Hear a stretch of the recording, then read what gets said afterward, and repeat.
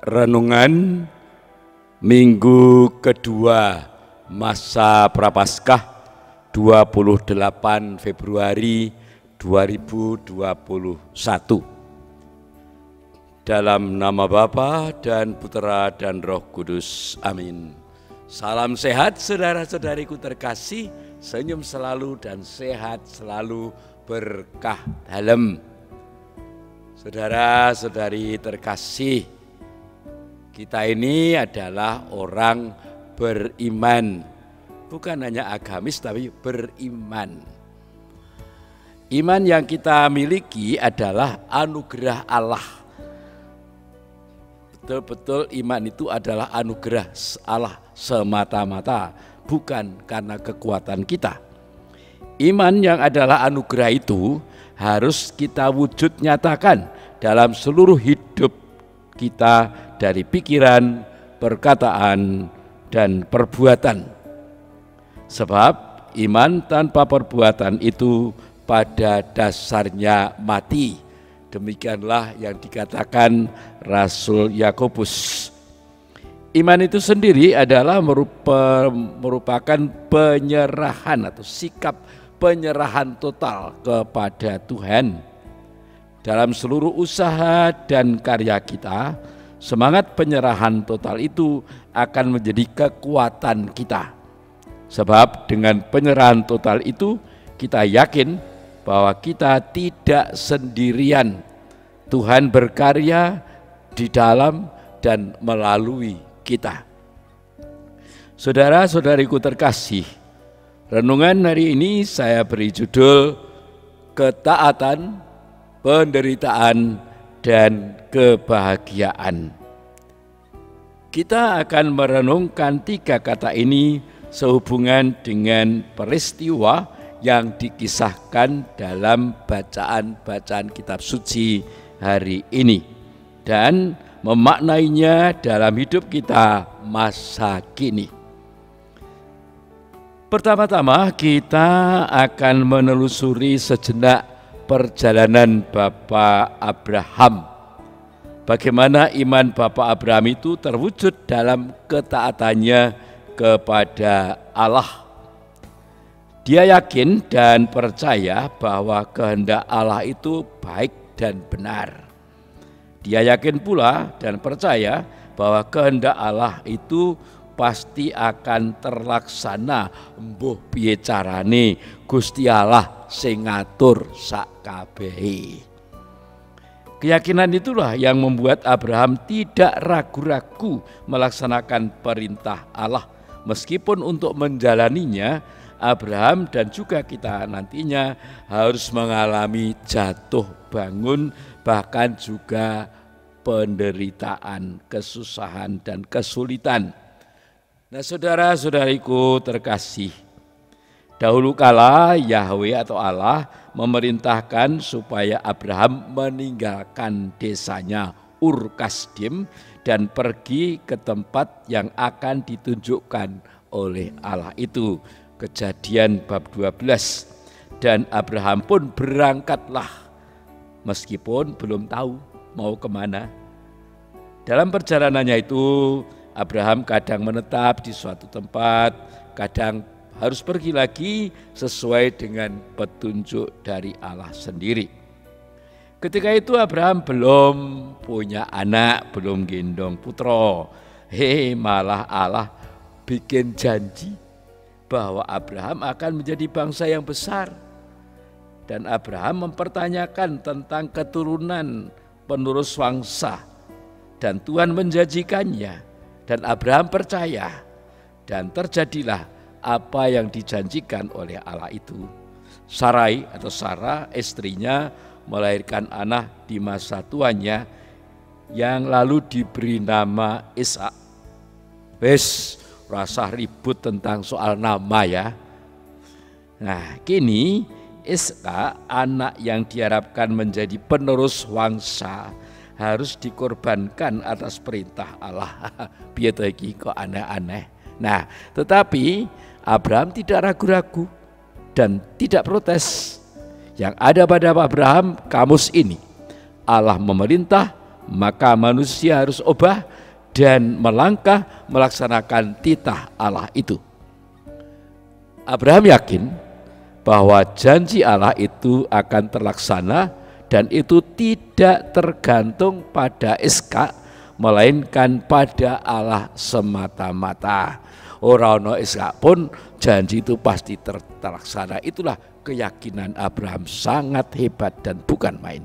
Ternyata Allah mengapresiasi, ini zaman bahasa sekarangnya, mengapresiasi ketaatan Abraham dengan menyuruh malaikatnya untuk membatalkan perintah itu, dan Ishak tidak jadi dikorbankan di Gunung Moria. Kebetulan ada kambing jantan yang tanduknya tersangkut di belukar. Nah, ini yang dikorbankan sebagai tebusan pengganti Ishak. Dan Ishak dikembalikan kepada Abraham. Iman Abraham diuji Tuhan dan Abraham lulus. Dan Abraham menjadi bangsa yang besar. Dari peristiwa Ur Kasdim, Mesir, Moria, inilah oleh gereja Bapak Abraham disebut Bapak Iman, pelopor iman. Penyerahan diri secara total kepada Tuhan, dan ini membuahkan kebahagiaan, meskipun untuk mendapatkan kebahagiaan itu harus mengalami penderitaan bertubi-tubi dan kesulitan yang beraneka ragam yang dialami Abraham. Dan orang yang sudah menyerahkan diri secara total kepada Tuhan tidak pernah akan putus asa. Saya ulangi, orang yang telah menyerahkan diri secara total kepada Tuhan tidak pernah akan putus asa dan selalu punya jalan untuk mengatasi kesulitannya. Juga tidak akan tergiur oleh iming-iming yang sangat mempesona sekalipun. Saudara-saudariku terkasih, selanjutnya yang kedua, kini kita beralih ke Tabor, ke Gunung Tabor. Dalam Injil hari ini yang disebut cuma gunung yang tinggi. Mungkin juga dulu tinggi ya, tetapi sekarang ini tidak begitu tinggi. Tingginya cuma 588 meter di atas permukaan laut. Namun untuk mencapai puncak yang terbentuk dataran panjang dengan luas 1.200 kali 400 meter itu, para peziarah sekarang harus melewati jalan yang penuh liku dan menakutkan karena melewati tebing-tebing yang curam. Bisa saja ini menjadi lambang bahwa hidup itu memang penuh liku dan bahaya mengancam. Tetapi orang harus berjalan terus sampai puncak. Sesudah menubuatkan kesengsaraannya, Yesus mengajak 3 muridnya, yaitu Petrus, Yakobus, dan Yohanes, naik gunung itu. Biasanya kalau naik gunung, Yesus itu berdoa. Meskipun dalam kutipan ini tidak dikatakan bahwa dia berdoa, namun saya yakin bahwa Yesus pasti berdoa di situ. Nah, saat berdoa itulah Yesus berubah wajah. Wajah yang bersinar cemerlang, tetapi tidak menyilaukan. Malahan sebaliknya, ketika itu menjadikan murid-murid yang diajak naik gunung itu, ketiga murid itu mengalami kebahagiaan yang bukan main besarnya. Sampai-sampai Petrus ingin mendirikan kemah 3. 1 untuk Yesus, 1 untuk Musa, dan 1 untuk Elia. Dan tentu saja ya sapa wonge sing ora seneng. Iya toh. Wis nang kene wae, ora susah mulih, ora susah rekoso, ora susah nyambut gawe, langsung kepenak. Ternyata budaya instan itu sudah ada sejak dulu, sejak Petrus sudah ada budaya instan. Memang enak kok. Petrus mimpi dan lindur atau mengigau, dan dia lupa bahwa di bawah sana teman-temannya menunggu mereka. Memang yang namanya mimpi dan ngelindur itu orang berada di luar kesadaran. Wah, wis jan lupa segala-galanya. Lupa kerja, lupa pelayanan, dan biasanya kalau itu sudah kebacut-bacut, ujung-ujungnya maunya ya yang enak-enak saja. Makan, tidur, apa-apa tinggal dawuh dan harus tersedia, dan kalau tidak kebenaran marah-marah. Mungkin juga dia melaksanakan pelayanan namun pilih-pilih. Yang menguntungkan ya dilayani, yang tidak menguntungkan ya tidak dilayani. Atau juga dalam pelayanan tidak tulus lalu menuntut balas jasa, seperti pernah disampaikan oleh Petrus yang mengatakan demikian kepada Yesus. Guru, kami sudah meninggalkan segala sesuatu dan mengikut Engkau. Jadi apakah yang akan kami peroleh? Bisa dilihat dari Injil Matius bab 19 ayat 27. Apa sih jasa kita pada Tuhan? Nihil. Kita ini tidak punya jasa apa-apa di hadapan Tuhan. Nah, supaya Petrus tidak kebablasan, Petrus diingatkan oleh Allah sendiri lewat suara yang berseru. Inilah anakku terkasih, dengarkanlah dia. Dan ketika Petrus terbangun, dia cuma melihat Yesus seorang diri, tidak ada yang lain seperti biasanya dijumpainya setiap hari. Jadi kembali seperti semula, dan mereka kemudian diajak turun pulang serta diwanti-wanti, dipesan dengan sangat supaya jangan menceritakan peristiwa itu kepada siapapun sebelum anak manusia bangkit dari antara orang mati. Dan mereka taat memegang pesan Yesus itu.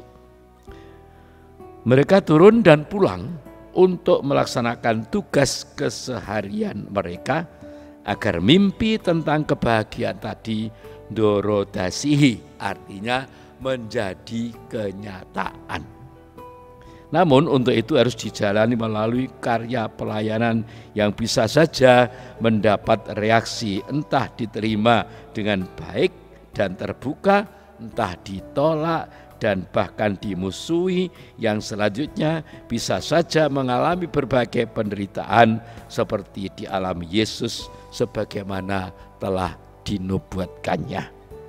Saudara-saudariku terkasih, lalu bagaimana semua peristiwa itu kita maknai dalam kehidupan kita saat ini? Saudara-saudariku terkasih, kita hidup dan dapat hidup bersama yang lain karena ada janji. Ketika Allah menciptakan manusia, Allah bersabda, marilah kita menciptakan manusia yang segambar dengan kita. Itu janji. Lalu setelah terciptanya Adam dan Hawa juga ada janji, berkembang biaklah dan beranak cuculah dan selanjutnya. Itu perintah, tetapi juga panggilan dan janji. Dan kata orang, janji itu adalah hutang. Wah, berarti Allah juga berhutang. Iya, tapi hutang Allah sudah dibayar dan akan terus dibayar dengan selalu menyelenggarakan hidup kita kapanpun dan dimanapun dalam kasih-Nya yang tanpa batas. Kalau boleh dikatakan, nyaure utang Gusti Allah itu seperti itu. Beliau selalu menyelenggarakan kehidupan kita dimanapun, kapanpun, dalam keadaan apapun kita dengan kasih-Nya yang tanpa batas. Apakah kita meyakini ini dan menyadari ini? Semoga.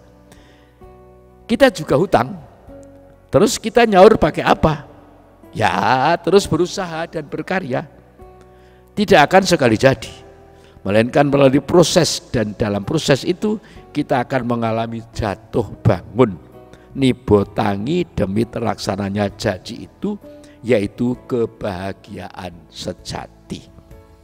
Dalam ketaatan, Abraham juga terus berproses dengan meninggalkan kemapanan, pergi dari desanya, mengalami penderitaan, mengalami kelaparan, antara lain kelaparan dan menjadi orang asing di negeri orang, yaitu di Mesir, dan mengalami jatuh bangun, namun akhirnya menjadi bangsa yang besar sebagaimana telah dijanjikan Allah. Itulah kebahagiaan yang boleh dinikmatinya. Perubahan wajah di Tabor juga merupakan nubuat kebahagiaan yang akan dialami oleh Yesus dan semua orang yang percaya kepadanya. Tentu itu tidak sekali jadi, dan kita tahu semuanya sebagaimana perjalanan Yesus untuk mencapai kemuliaannya yang sebelumnya sebagai Allah telah dimilikinya, tetapi untuk sementara hal itu ditinggalkan dan mengambil rupa hamba. Segalanya sama dengan manusia kecuali dalam hal dosa. Dia taat, bahkan dengan ketaatannya itu dia menderita, tetapi dia taat sampai wafat di salib. Dan kebangkitan mulia dialaminya. Kebahagiaan sejati kembali ada padanya. Jadi Yesus taat, karena ketaatannya itu dia menderita sampai wafat di salib, dan karena itu terjadilah kebangkitan karena ketaatannya itu. Nah, itu Yesus saja begitu, apalagi kita semua yang titah sakwantah. Opo yo arep enak-enak, opo yo arep instan, sungkan rekoso, wedi reget, wedi kesel dan sebagainya. Ingat kata-kata Bapak Ayub kepada istri tercinta, apakah kita mau menerima yang baik dari Allah tetapi tidak mau menerima yang buruk? Ayub 2 ayat 10. Marilah saudara-saudariku terkasih, kita belajar taat. Meskipun karena ketaatan itu kita akan mengalami banyak kesulitan, bahkan penderitaan. Dalam penderitaan itu kita terus maju dan tidak menjadi putus asa. Namun terus berharap menatap ke depan menuju cita-cita usaha utama, yaitu berjumpanya dengan terang abadi, kebahagiaan sejati. Kalau demikian yang terjadi, maka kita akan bisa berucap bersama Paulus, kalau Allah di pihak kita, siapakah yang akan melawan kita? Maka bila para murid mengalami kebingungan dan ketakutan, Yesus selalu berkata, jangan takut, ini aku. Kiranya kata-kata itu akan menggema juga, harus dan akan terus menggema juga dalam hati kita kalau kita menyerahkan diri secara total kepada Tuhan dalam seluruh usaha dan karya kita dalam saat kita berproses menuju kebahagiaan sejati. Itulah saudara sekalian perwujudan iman yang harus terus kita tekuni dalam kehidupan ini sampai kapanpun Tuhan mengendaki kita hidup di dunia ini, agar nantinya cita-cita utama kita, kehidupan abadi, sungguh-sungguh dapat kita nikmati karena ketaatan yang lalu berani menghadapi penderitaan untuk menuju kepada kebahagiaan. Tuhan bersamamu dan bersama rohmu. Semoga kita semua diberkati oleh Allah yang Maha Kuasa, Bapa dan Putera dan Roh Kudus. Amin. Salam sehat saudara-saudaraku terkasih, senyum selalu dan berkah dalam. Amin. Matur nuwun. Bayat 28 Februari 2021, Yakobus Winarto PR, Romo Paroki Santa Maria Ratu, Mbayat. Aku boleh berjalan di hadapan Tuhan